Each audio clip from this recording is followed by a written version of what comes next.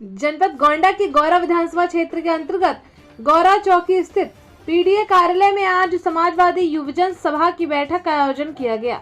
बैठक की अध्यक्षता समाजवादी पार्टी के वरिष्ठ नेता हफीज मलिक ने की।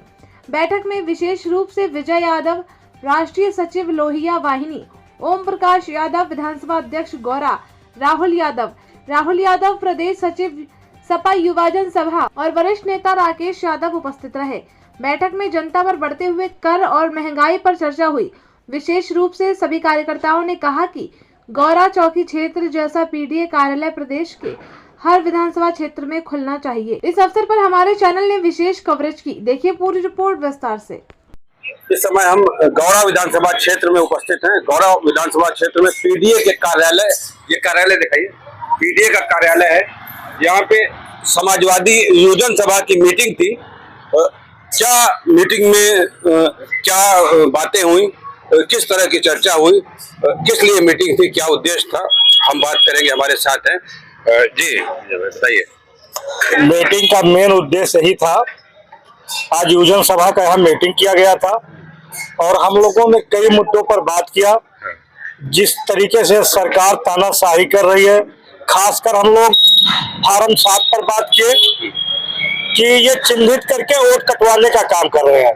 अगर ये जान जाते हैं समाजवादी वोटर है तो उनका वोट कटवाने का काम कर रहे हैं। दूसरा मुद्दा हम लोग को रहा महंगाई। जिस तरीके से महंगाई लगातार बढ़ रही है, ये सरकार महंगाई, चाहे वो मजदूर हो, चाहे किसान हो, चाहे युवा हो, चाहे वो घर की महिलाएं हो, अगर सबसे ज्यादा कोई महंगाई झेलता है तो घर की औरतें झेलती है। जो महिलाएं होती हैं, जो हाउस वाइफ होती हैं, उनको बहुत ज्यादा दिक्कतें होती है। तमाम जिस तरीके से नमक आप ले लीजिए, अभी 5 साल पीछे जाइए, नमक 2 रुपया 3 रुपया केजी आता था, आज 30 रुपया छू लिया है। जो सरकार नमक पर टैक्स लगा सकती है वो किसी भी पर चीज पर टैक्स लगा सकती है। गैस महंगी हो गई, गैस महंगा हो गया, आटा महंगा हो गया। जो सबसे बड़ी तो मुद्दा यह है, ये सरकार बच्चों की किताबों पर टैक्स लगा दी। आप कहीं भी किसी भी देश में जाएंगे, आपको बुकों पर टैक्स नहीं मिलेगा, किताबों पर आपको टैक्स नहीं मिलेगा। लेकिन जब ये सरकार बच्चों को पढ़ने नहीं देना चाहती है, उस पर टैक्स लगा रही है, विद्यालय पर टैक्स लगा रही है।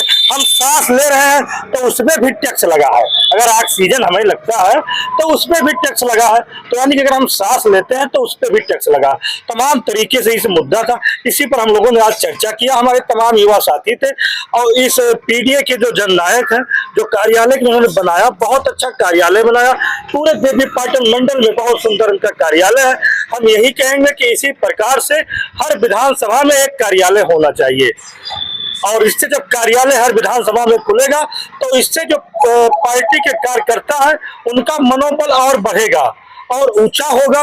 वो कम समय पर कार्यालय पर पहुंचेंगे, अपनी बात रखेंगे, मीटिंग अटेंड करेंगे, फिर अपने क्षेत्र, अपने काम में वो लग जाएंगे। समाजवादी पार्टी युवजन सभा के माध्यम से जो नए युवक हैं, समाजवादी पार्टी की रीढ़ है, स्तंभ है, तो उनकी नौकरियों के लिए, स्वरोजगार के लिए तमाम योजनाएं चलती हैं। नौकरियां नहीं मिल पा रही हैं और तमाम योजनाएं जो सरकार स्वरोजगार के लिए चला रही है, उस पर क्या कहना है? सरकार ये नहीं चाहती है, मैंने पहले ही कहा, कि कोई बच्चा पढ़े। अगर आज आप पढ़े लिखे हैं तभी आप हमसे सवाल कर रहे हैं, क्योंकि आप पत्रकार हैं। जो पढ़ा लिखा नहीं, वो पत्रकारिता नहीं कर पाएगा, वो सवाल जवाब नहीं कर पाएगा, आप हमसे सवालें नहीं कर पाएंगे। तो इस सरकार का मेन उद्देश्य यही है कि आप पढ़िए मत, आप रोजगार मत लीजिए। जिस घर में रोजगार चला जाएगा, सरकारी नौकरी हो जाती है, उस घर की स्थिति, आर्थिक स्थिति जो होती है सुधर जाती है। अगर एक परिवार में 3 भाई हैं, जब तक नहीं बंटवारा होता है, अगर उसमें एक कोई रोजगार सरकारी नौकरी कर रहा है तो उसी माध्यम से जो और 2 भाई के बच्चे हैं वो भी अच्छे स्कूलों में पढ़ते हैं, उनकी जो शुरुआती पढ़ाई होती है अच्छी पढ़ाई हो जाती है। तो इस सरकार का मेन उद्देश्य यही है, जब रोजगार नहीं रहेगा तो आप सही शिक्षा नहीं पाओगे, आप किसी के सामने बात नहीं रख पाओगे, हम आपके सामने स्वयं अपनी बात नहीं रख पाएंगे। इस सरकार की मेन उद्देश्य है कि आप पकौड़ा बेचिए, चाय बेचिए और आप कुछ मत करिए। हमारे साथ समाजवादी पार्टी के वरिष्ठ नेता हफीज मलिक भी हैं। ये पीडीए कार्यालय इनके माध्यम से, इनके करकमलों से बना है, यहाँ पे मीटिंग हुई है। जी, क्या कुछ कहना चाहेंगे? जी, मैं आपके चैनल के माध्यम से बताना चाहूँगा कि ये जो पीडीए समाजवादी पार्टी का कार्यालय बना है, ये गौरा विधानसभा के सभी हमारे कार्यकर्ता, हमारी जनता के लिए हमने ये कार्यालय बनाया है। यहाँ पर आज ये पहली मर्तबा ये मीटिंग हुई है उद्घाटन के बाद। युवजन सभा के ओम प्रकाश यादव जी इस विधानसभा के अध्यक्ष हैं और इन्हीं के माध्यम से ये कार्यक्रम रखा गया है।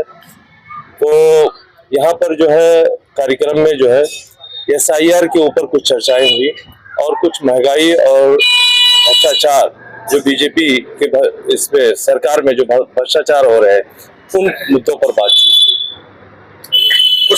जी, यहाँ युवजन सभा का जो मेन यहाँ उद्देश्य था, समीक्षा बैठक था, उसी में हम अपने जो हमारे कार्यकारी सदस्य उनको बताया गया कि अपने अपने बूथ पर एक्टिव हो जाइए। जो थोड़ा समय और SIR में बचा है सबको वोटर लिस्ट में जुड़वाइए, किसी का नाम कटने ना पाए। अंतिम प्रकाशन 3 मार्च को।